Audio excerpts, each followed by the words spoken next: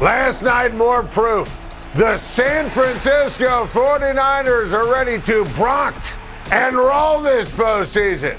The 49ers Brock steady behind a pair of touchdown passes from Brock Purdy.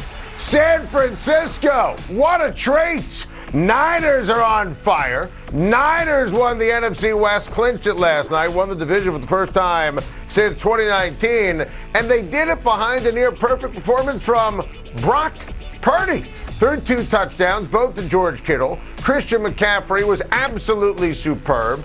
And this is the entire point and the entire premise. And we said this right after Jimmy Garoppolo got hurt. We said this right after we saw Purdy in relief against Miami. Of course the 49ers can win the NFC with Brock Purdy because they have special coaching, special talent around him. And the way he carries himself, look, Trent Williams says he's like Peyton Manning in terms of his discipline and what he does during practice. And the defense that they have in San Francisco, it's the best in the league, bar none. Nick Bosa is getting my vote for the Defensive Player of the Year.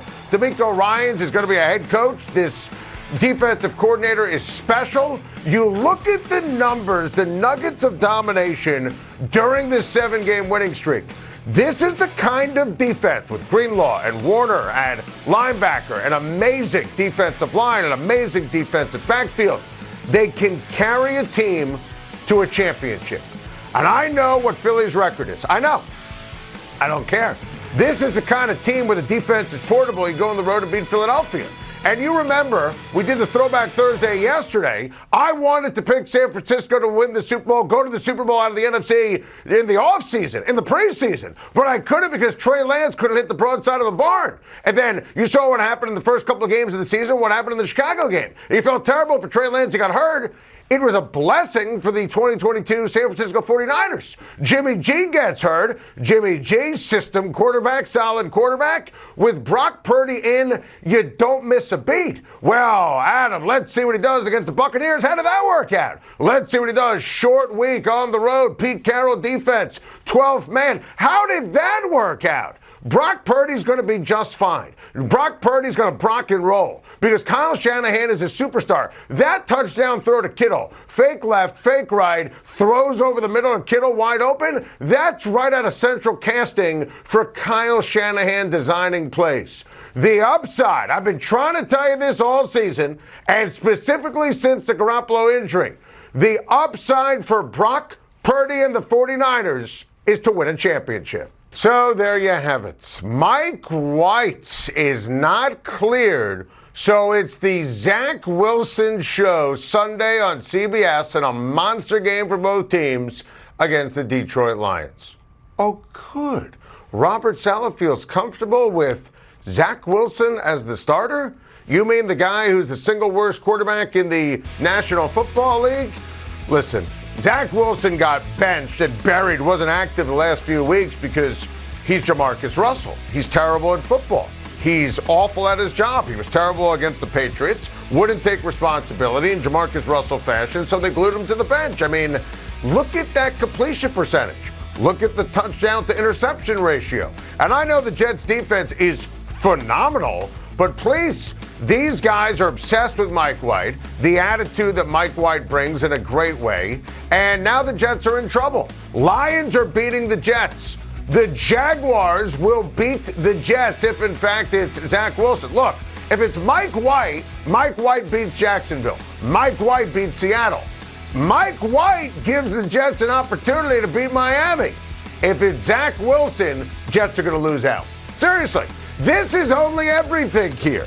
This is a terrible piece of news for the Jets. I give the team credit, the doctors credit, Robert Saleh credit. It's about health first and foremost when it comes to Mike White. They're doing the right thing. You know White wants to be out there. But think about what the players have said, the T-shirts, Mike effing White, how fired up they've been, the interviews, Garrett Wilson, Elijah Moore, the defensive players. They're obsessed with Mike White for a reason. This guy has been great. He's been accountable, an Energizer Bunny. And now against a great, well-rounded Lions team, they have to go back to Zach Wilson. It's over. The New York Jets have no chance to win this game with Zach Wilson under center. How about the big-time pickup for my New York Yankees last night? Agreeing to a 6-year, $162 million deal with stud lefty Carlos Rodon. Carlos Rodon, worth every single penny. I absolutely love this. His stuff is electric. I just love how great he is in big-time spots. He has been an unbelievable pitcher in his career for the White Sox and for the Giants. Look, injury was a factor early, and he had the Tommy John surgery, but look how great he was last year, healthy with the Giants. Look at that strikeout-to-walk ratio. And we said it on Time to Shine right after the Yankees brought back Aaron Judge. Go get Carlos Rodon. This is the perfect pickup for the Yankees. A lefty pitcher in Yankee Stadium. He's had success there.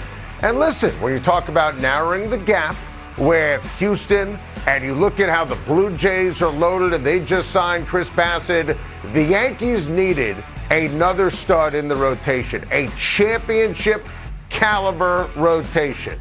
Now they have Garrett Cole, true ace, Rodon a legit number 2, Cortez a legit number 2, Severino a legit number 2, and Frankie Montas pitched like a legit number 2 when he was with Oakland. Didn't fare well last year after the trade deadline with the Yankees, but this is exactly what the New York Yankees needed to get the party started in order, after re-signing Aaron Judge, to be considered a true championship contender.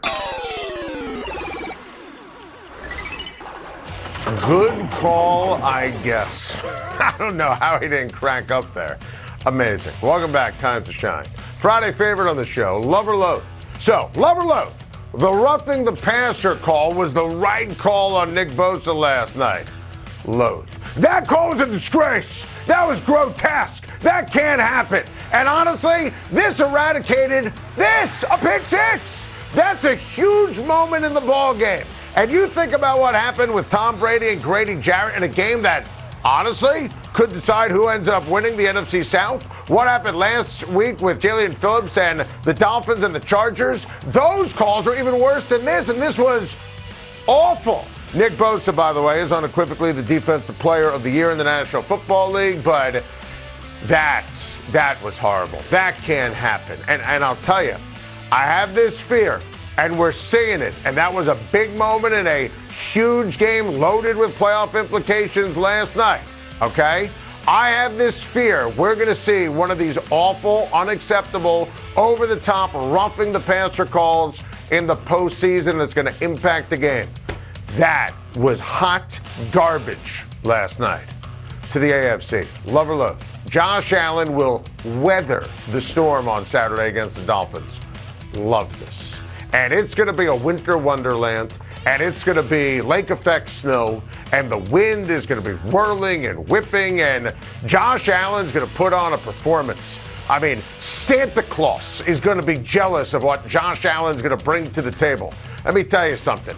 Josh Allen is going to dominate the Miami Dolphins like he always does. And think about Josh Allen, his arm, his physique. That's why Josh Allen was the perfect pick of the Buffalo Bills in the first place. Thinking about the elements, that's why I begged Cleveland to take him. 2018 with the number 1 overall pick. He's going to be able to spit it and whip it and let it rip in the wind, in the snow, and the elements. I always think when it comes to the inclement weather, it favors the offense. Steph Diggs knows what routes he's going to run.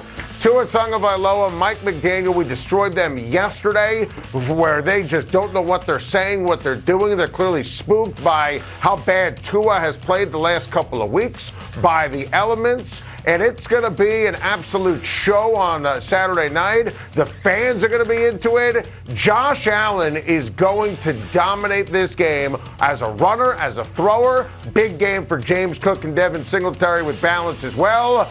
I can't wait to watch Josh Allen work his magic in the winter wonderland of lovely Western New York.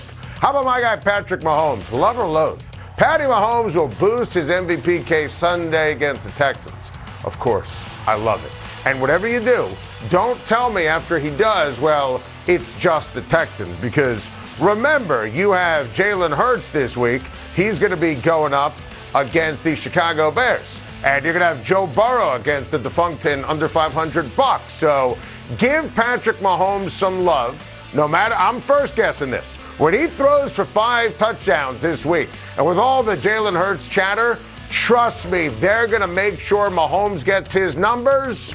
Patrick Mahomes is my clear leader in the clubhouse when it comes to NFL MVP. Fun matchup on Saturday afternoon. Love or loathe. Colts will slow down my guy, Justin Jefferson. Loathe. Look, Justin Jefferson is one of one when you talk about wide receivers this year in terms of stats and consistency and touchdowns and yards and body control. Right now, Justin Jefferson's getting my vote for the Offensive Player of the Year. I think he's top 6 when it comes to league MVP. The Indianapolis Colts, their defense, their defensive backfield has been terrible. And I know the game is on a Saturday, but I don't trust Jeff Saturday on any day of the week. Thank you for watching. Please like and subscribe. And don't forget to hit the bell for more videos.